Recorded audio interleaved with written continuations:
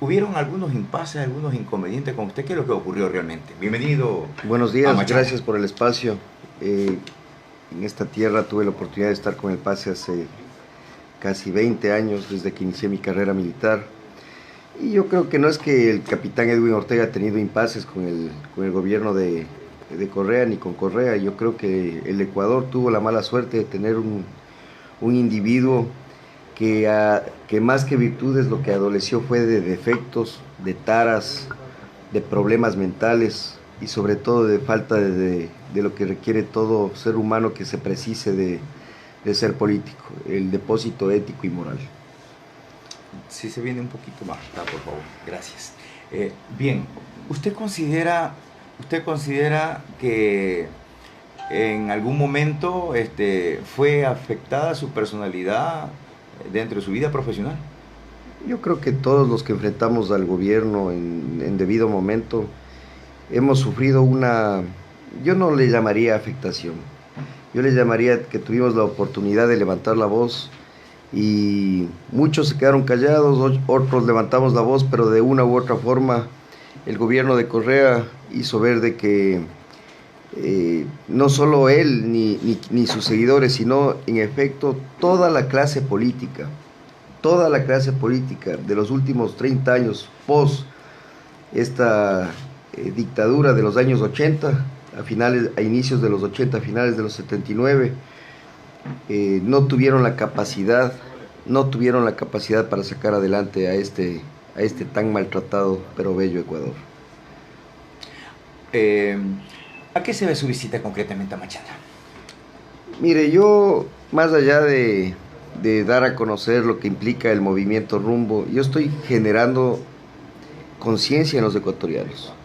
Todo el mundo sigue hablando, acabo de ver una noticia que escucharle creo a usted, de que se van a reunir los del Congope, los del Consejo de Municipalidades, los del AME, pero sigue todo igual, siguen las mismas tiendas políticas en el poder, al frente de toda una estructura que solo los amigos, solo ustedes se cuenta quién está en el gobierno de Moreno.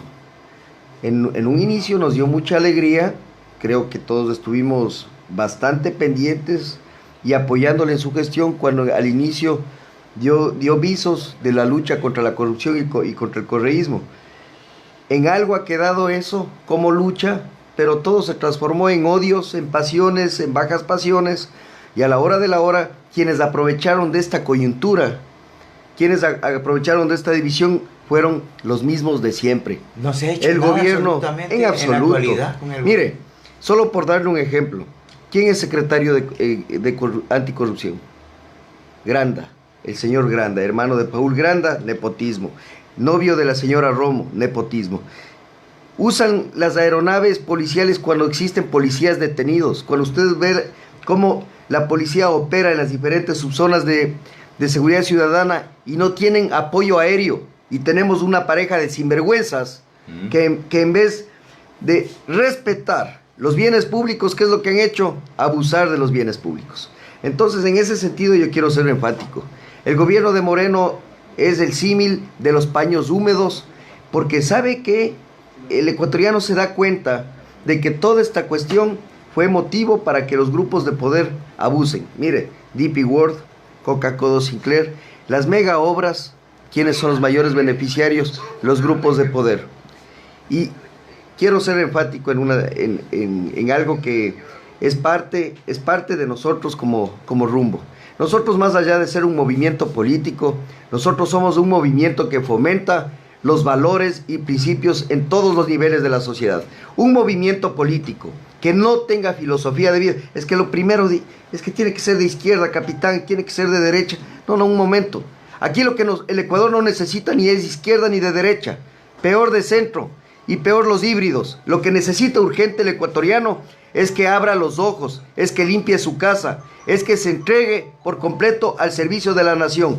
Muchos dicen que el ecuatoriano tiene un mal endémico y el mal endémico es la corrupción. Yo creo que no. El ecuatoriano, por sobre todas las cosas, es alguien que lamentablemente ha confiado en una sarta de sinvergüenzas Pero dicen, no, la culpa fue de Rafael Correa. No fue la culpa de Correa. Esto fue una reacción. Las fotografías, por favor, ¿no?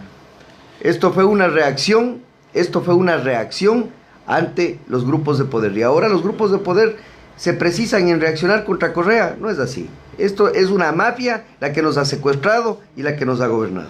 ¿Usted considera que de tantos actos de corrupción que se habló del gobierno anterior, se habló de alrededor de, no sé, bueno, algunos decían más de 30.000 millones salieron, más de 40.000 millones, no se sabe realmente cuántos salieron fuera del país? Pero ¿usted considera que ha faltado al gobierno cumplir con su postulado cuando se habló de que hay que terminar con estos actos de corrupción en el país? Pero parece que no se ha hecho lo que se debía haber hecho. Un Estado tiene 4 poderes bien marcados: ejecutivo, legislativo, judicial y electoral. Si es que el poder ejecutivo no gobierna y no se es sensible con los requerimientos de los más caros intereses nacionales, no tenemos un estadista. Si tenemos un poder judicial en donde los operarios de justicia no velan por la seguridad ciudadana de sus conciudadanos, de sus ciudadanos, de quienes realmente hemos golpeado las puertas por acceder a la justicia, y se dedican al sistema perverso de percibir plata por querer acceder a una justicia que debería ser gratuita, no tenemos justicia.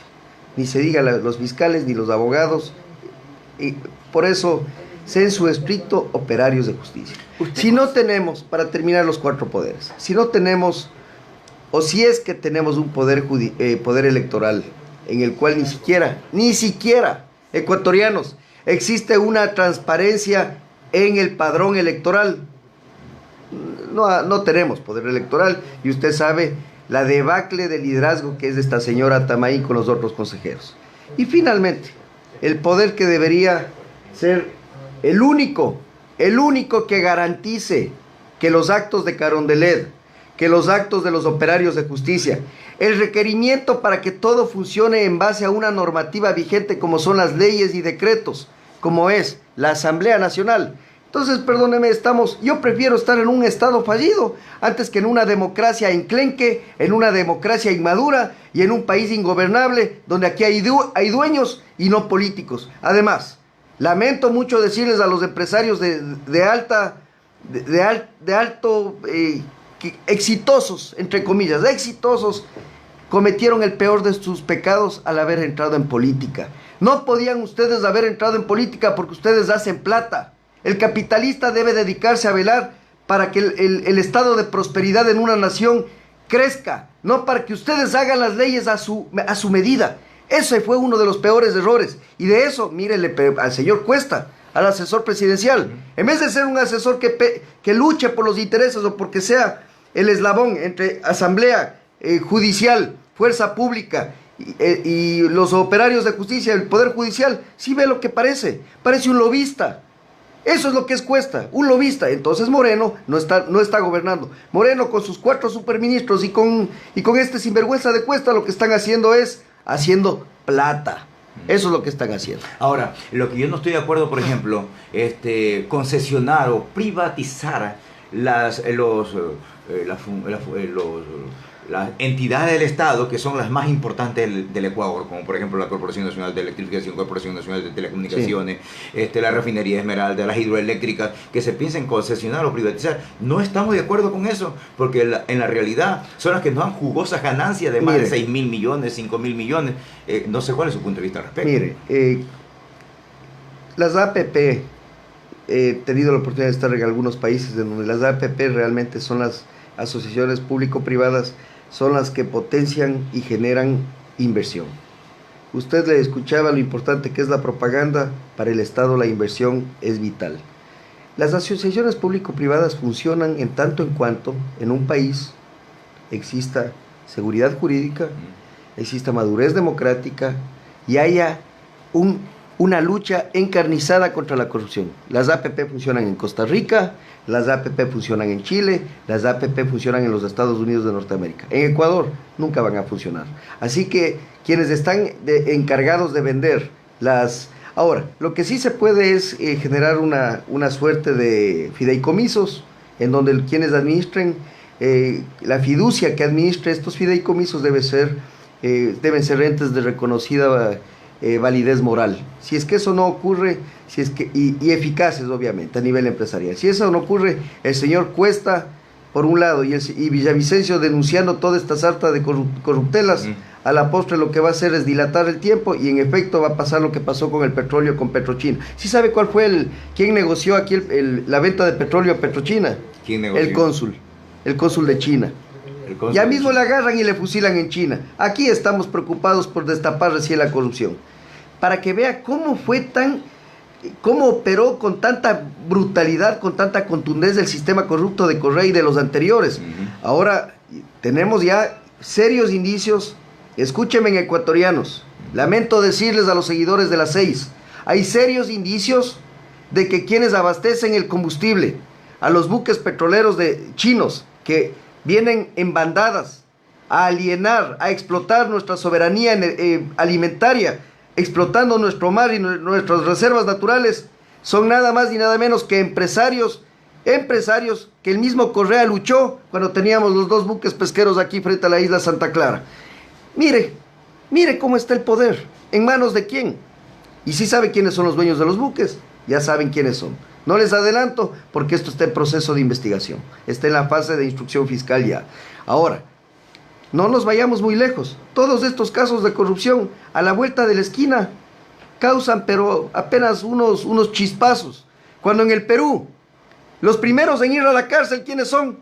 Los presidentes de la República. Claro. A tal punto que a uno le cercaron y no le quedó otra cosa que meterse un tiro, lo que Correa tanto se ha jactado. Yo invito a los ecuatorianos que abramos los ojos. Acá, nosotros el día de ayer, gracias al señor Mario Ontaneda, mire, aquí el patriota se autoconvoca. No necesita ni pertenecer a GATS, no necesita pertenecer a movimientos grandes, no necesita que les den sándwiches y colas. La diferencia de un patriota con un ecuatoriano que solamente se ha dedicado a usurpar los bienes del Estado, porque usted sí sabe las jerarquías que hay en los distintos movimientos políticos, ¿no? Claro. Los de cuello blanco y los del grupo de poder del anillo más cercano al jeque. Ya sabemos que si es que este tipo compra el CNE, el del modelo exitoso, y logra acceder a la presidencia, ya imagínense quiénes van a estar en el poder. Los segundos, los de abajo, los del rango medio, los que firman por antonomasia, por ósmosis, los que joden la vida al resto. Si usted ve la sumilla del que le hace llegar el papel del SRI, es el mismo que le firmó hace 20 años, enquistados. A esos hay que sacarlos. Esa burocracia dorada tiene que rotar. Debe haber un plan. Y si es que yo llego al poder, lo primero que voy a hacer es enviar una ley de reestructuración del Estado para que los que están enquistados en aduanas, en SRI, en súper de bancos, en súper de compañías y en todos los estamentos que nos deben dar seguridad, no ser nuestros padrastros. El Estado regula pero no ahoga. Y para terminar, mientras nosotros no recapacitemos, mientras nosotros no hagamos cuenta de que estos grupos no son partidos políticos, no es gente que busca el bien de los demás, son empresas electorales. Y como empresas tienen que recuperar la inversión. Ahora, hay una situación de fondo también, capitán. Vemos tanta inseguridad que hay en el país. Hay muertes, hay violaciones. El policía no puede actuar. Lo pueden matar y no puede actuar. No tienen las armas que las tienen, por tenerla. Pero vemos que en la realidad no la pueden usar. En Perú o en cualquier otro país vemos que actúan y utilizan sus armas en el momento que ven que se van contra la autoridad. ¿Qué es lo que está pasando en el país? ¿Usted piensa que ahora que se está hablando de las reformas al COI, que es el Código Orgánico Integral Penal, en el Congreso Nacional, puede haber un cambio que le permita que ya el policía pueda hacer uso de las armas? Y por supuesto, también el sector camaronero está desarmado, no puede tener armas. Entonces, le permitimos al delincuente que siga con las armas mientras la persona con seguridad no puede actuar. No sé cuál es su punto de vista al respecto. Mire, escuchándola a usted, veo que todos los ecuatorianos tenemos justamente ese pensamiento sano, en donde nosotros no vemos más allá de seguridad, inseguridad y violencia. Nada más. Atentados contra la vida y contra el recurso material. Ahora, cuando recordaba el caso del asalto a los estos cuatreros cuando operaban ya, y el ex ministro de Seguridad Interna y Externa, Homero Arellano, había dispuesto que quienes defienden las tierras puedan portar armas. ¿Sí sabe cuál era el negociado ahí? La compra y venta de armas para las empresas de seguridad y para que las empresas de seguridad puedan llegar a las partes rurales. ¿Por qué no funciona aquí cualquier plan? Les veo a mis ex compañeros de la fuerza pública en las calles, a los militares, a los infantes de marina, y lo que van a lograr es, créame, va a subir la inseguridad. ¿Por qué? Primero porque tienen armas letales. No todos tienen el equipo necesario.